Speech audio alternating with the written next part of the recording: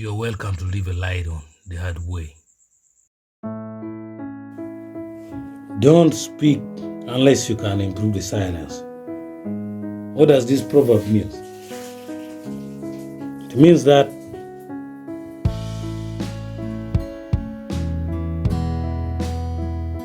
it is useless to speak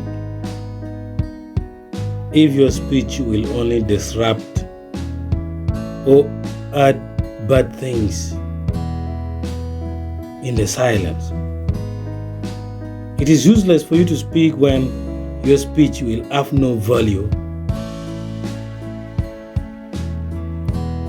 to the ears. So only speak when you know that